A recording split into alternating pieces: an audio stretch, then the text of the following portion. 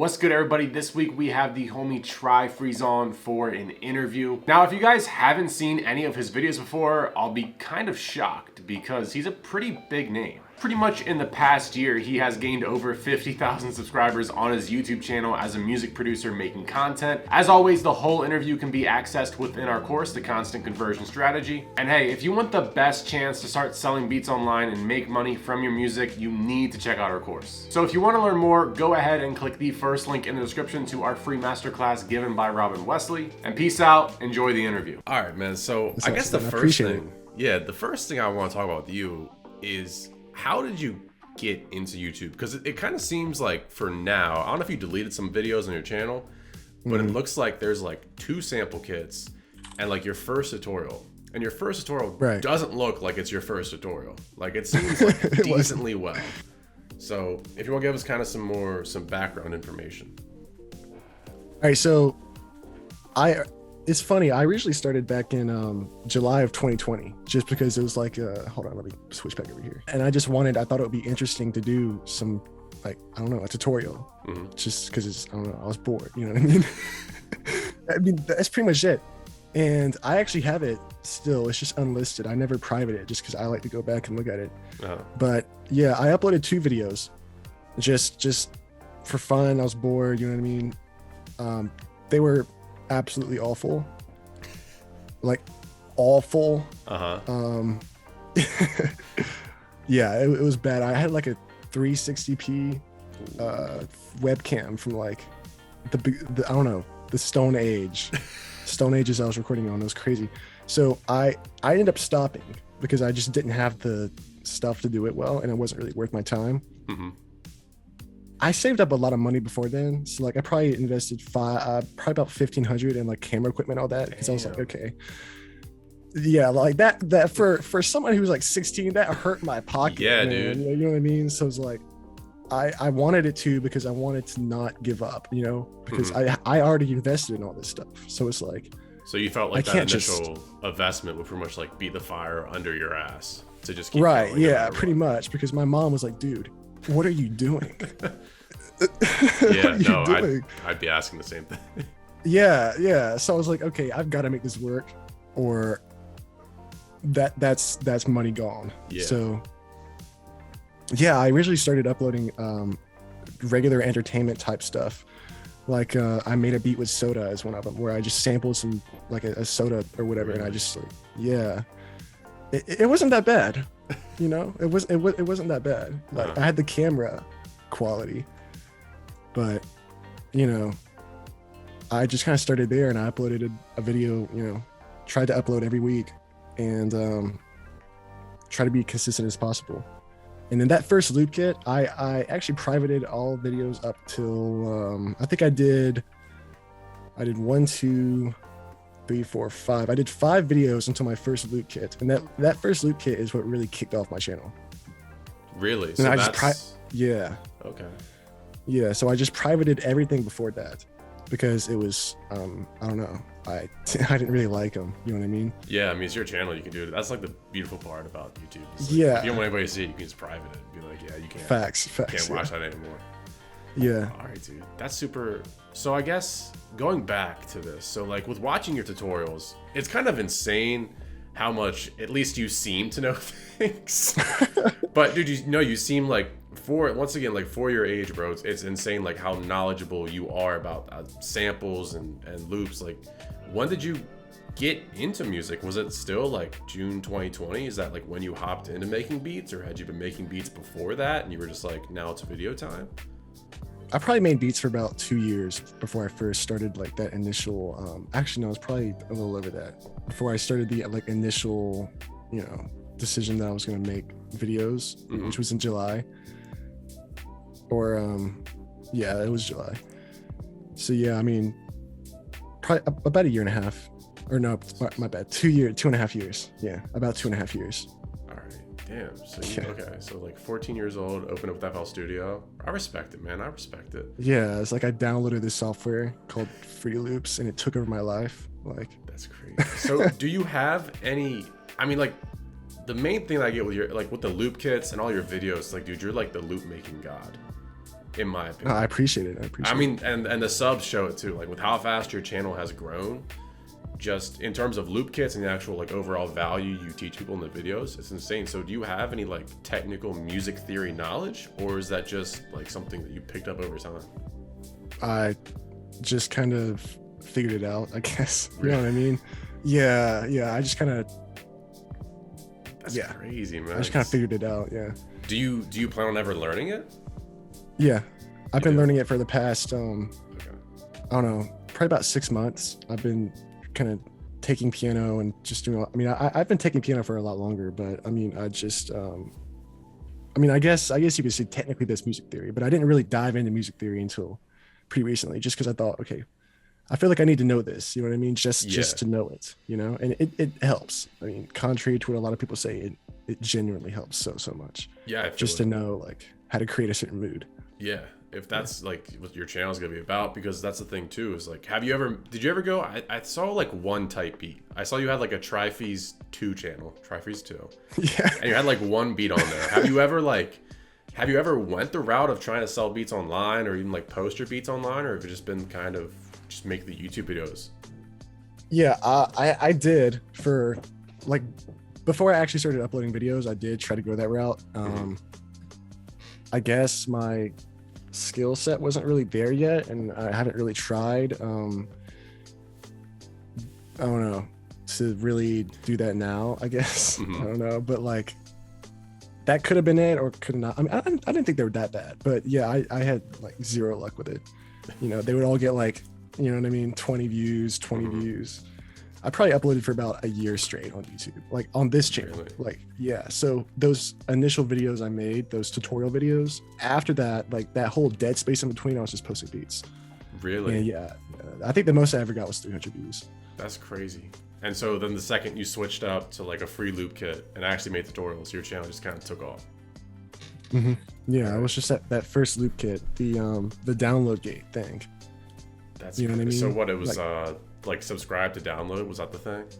Right, yeah, and it got 1,000 views because I mean those dark loop kits tend to rank on their own for some reason, and it hit probably 1,000 views. I was like, dude, you know, I had probably had 200 subscribers, and I gained like 15 a day, and I was like, for me that was like, whoa, Yeah, that's huge. Like, at that level, yeah. You know, yeah, like I don't know, that was a monumental moment for me. How'd that make you feel first, though? yeah. Like, I guess like just with being unsuccessful with the beats for so long, like how did you feel when you first saw that like take off? It was insane. And like I had a little bit of hope there. You know what I mean? Just because I had been grinding out these tutorial videos for a while now. Man, it was a pain to do the first one because I did everything wrong. But yeah, I don't know. I was like, okay, this is a secret right here. I just need to do this and tutorials. It's working. So, Yeah. Saw that.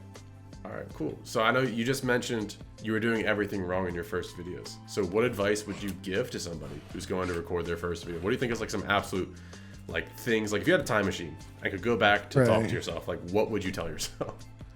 I'd probably say to learn how to use a camera because you know a camera isn't like a webcam, you know what I mean? It's not just like one. Yeah, you can't just you have to actually you have to tweak stuff.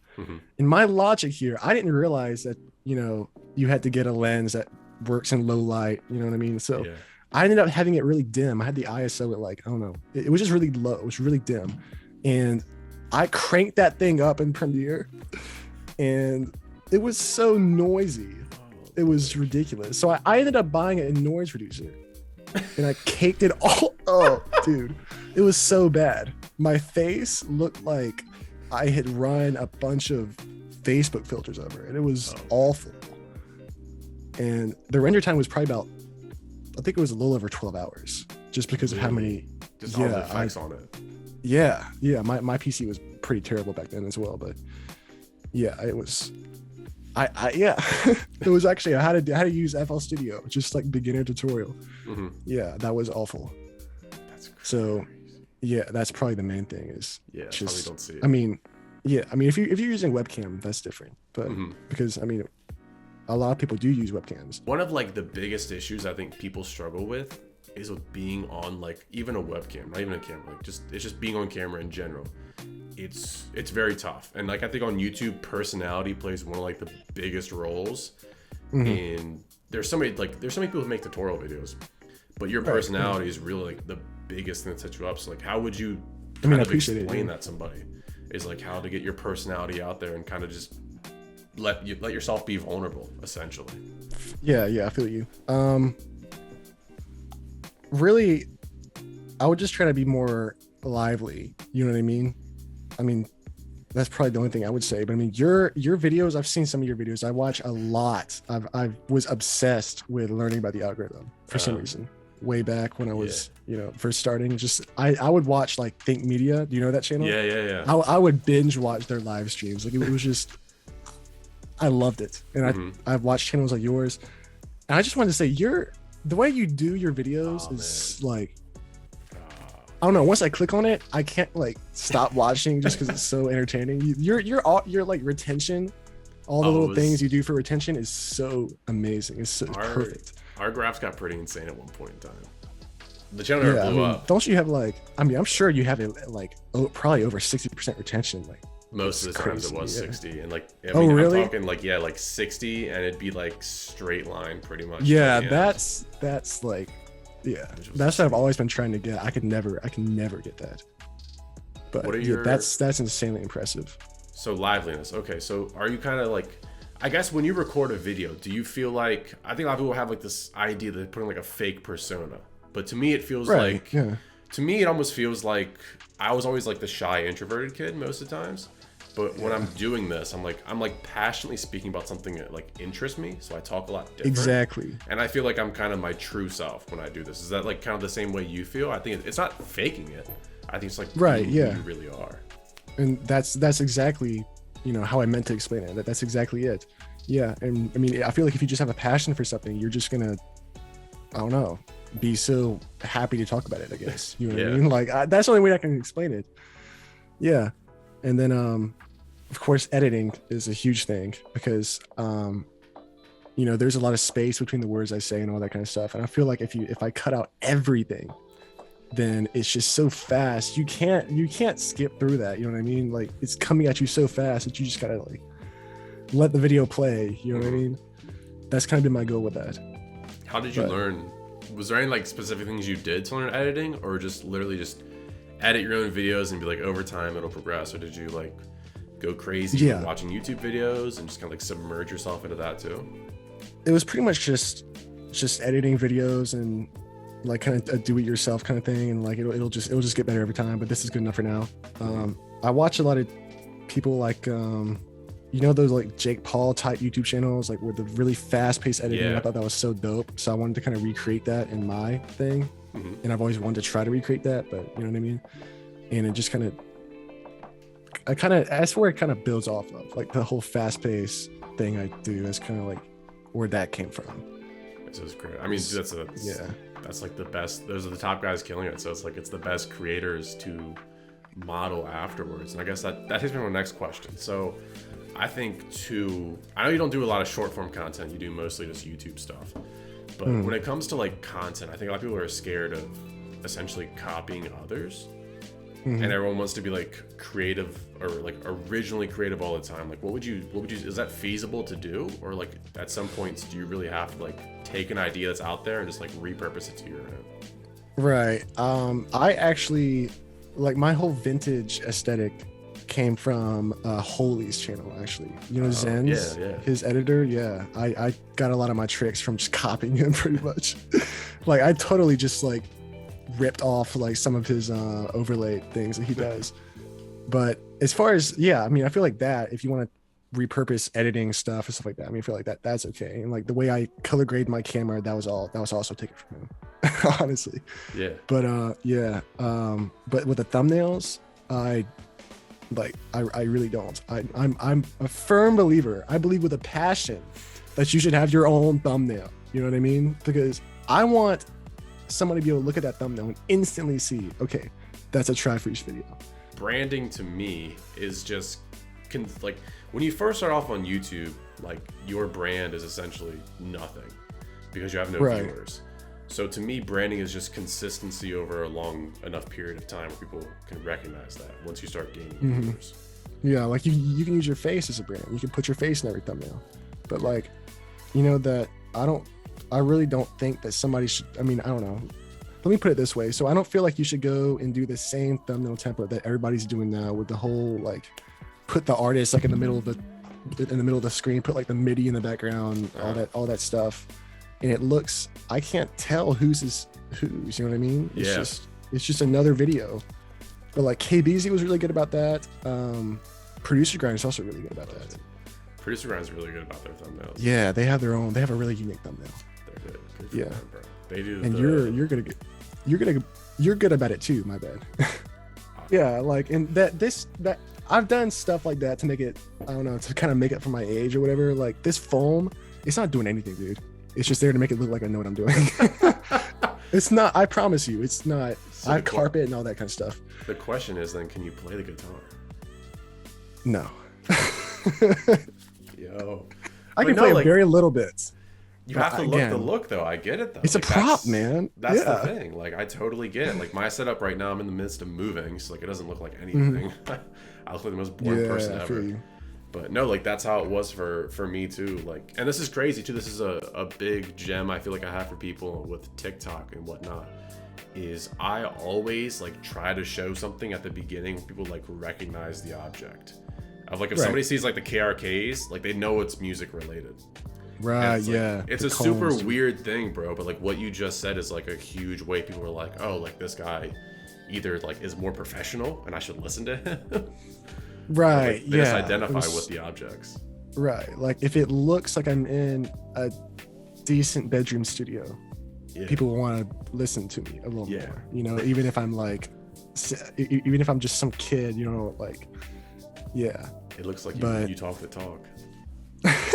Yeah, I just kind of wanted, like, with the LEDs and everything, I wanted to like make it look as good as possible. So when you clicked on the video, I was like, okay, maybe he knows something, even though he's like 16. I mean, I'm not saying I'm like I know a bunch of stuff or anything, but right now all your kits are free, like the whole thing. And I messaged you and I was like, dude, wait, like all your kits are like completely free?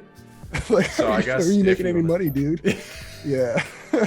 So I guess if you want to kind of dive deeper into that answer of why all your kits are free. Well, again, you know, I said I was doing the whole sub to unlock kind of thing, you know what I mean?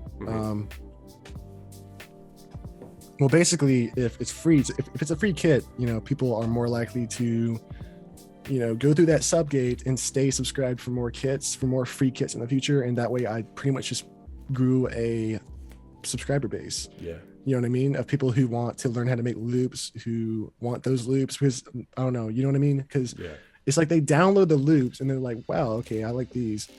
And they're like, I don't know, I break down the loops from those kits. So they want to see how those loops are made from the kits. So it all kind of stems from those loop kits. And I mean, I've stopped doing loop kits as much just because I haven't had much time. But, and I mean, I've seen a huge drop in like how much I've been growing. But yeah, so it all kind of stems from that. And I feel like if I started doing paid kits, I would kind of lose that. So I mean, I would want to wait till,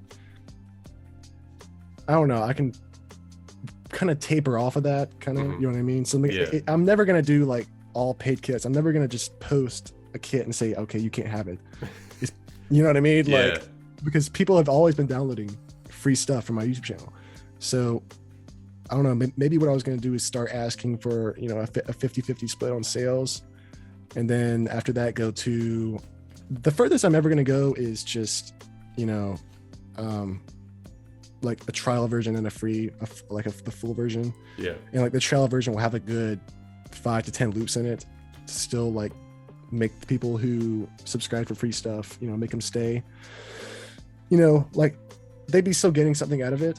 And then the people who want to, you know, get more loops or some of the loops that they wanted in the preview can pay for it. You know what I mean? Yeah.